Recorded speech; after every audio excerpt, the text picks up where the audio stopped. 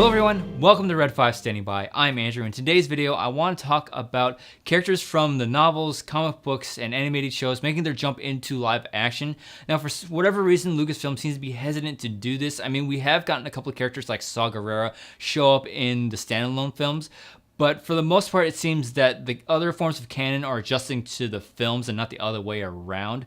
And I think they're missing out on an opportunity to introduce these great characters that we see in other canon material to a wider audience. Now, I get why it's been like this with the films because the movies have always been a flagship of the Star Wars brand, and you don't want to restrict your filmmakers to this tiny little box to tell their stories. But I think they'd be a little bit more flexible with this with the live action TV shows. Now, there's so many characters in Rebels or Clone Wars that I would love to see make their jump into live action, but I'm going to be focusing more on characters that haven't gotten a lot, if not any, screen time at all that appear in the novels or the comic books, because I think this would show that Lucasfilm cares about their fans that read everything and watch everything. So I think that it'd go a long way in making them feel rewarded for purchasing all of these things. First on my list is Iden Versio from the Battlefront 2 video game. This is a great character that not everybody knows about. I love this character because it gives you the mindset of an Imperial and why somebody would serve the Empire. When you look at where her story fits into the canon timeline, it's definitely possible for her to show up in both shows.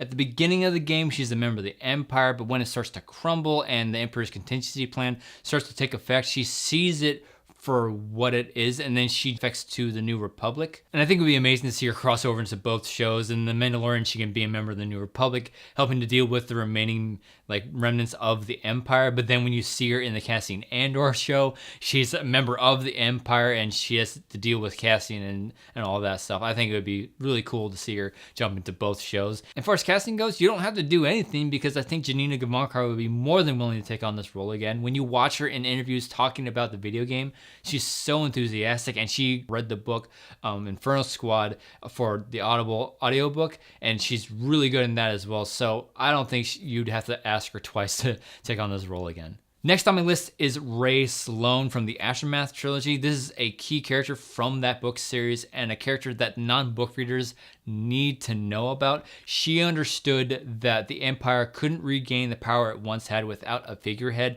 and she really got what direction the Empire needed to go in for it to succeed after the death of the Emperor. She pops up here and there in other novels and comic books, and General Hux mentions her in the Phasma book, so we know she's around closer to The Force Awakens, but it's unclear as to where exactly she is.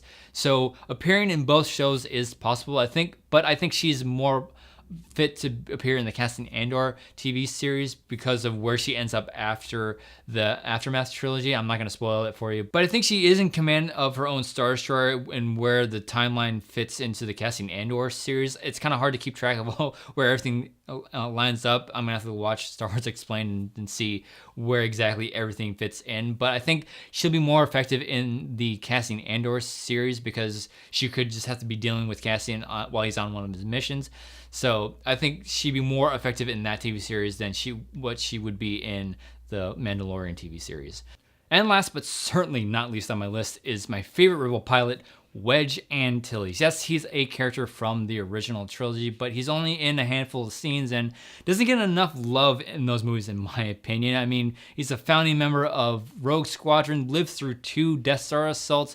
He was the first one to fly into the second Death Star, so he definitely deserves more screen time, in my opinion. For the most part, I do like the way they've been using him in other forms of canon. Rebels uses him sparingly, but nothing too substantial to my recollection. He does have a larger role in the Aftermath trilogy. He mentors Snap Wexley, who eventually we see in The Force Awakens.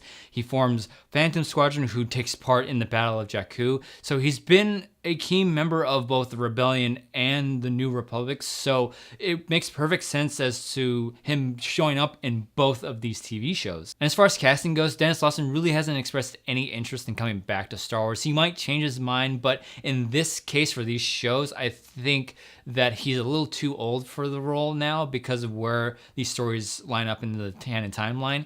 So you're definitely going to have to recast this. this character. And out of all the characters that I would like to see from the canon make their jump to live action, and out of these 3 characters that I talked about in this video, Wedge is probably my number 1. I would love to see him make an appearance in both The Mandalorian and the Cassian Andor TV series, because it makes perfect sense for him to be there, because he's such a key role in the Rebellion and the New Republic. And I would actually be surprised if they didn't take this opportunity to have him make at least a guest appearance. So minus Wedge Antilles, those are the characters that I would like to see make their live action debut in the new TV series. But I want to know what you think. What canon characters would you like to see adapted for live action? Let me know in the comment section below. If you enjoyed this video, be sure to like and share it, and consider following me on Twitter, Facebook, and Instagram. If you're new to the channel, be sure to subscribe, as I'll be talking anything and everything Star Wars, and I would love for you to stay up to date on all those videos. Thanks as always for watching, and may the Force be with you.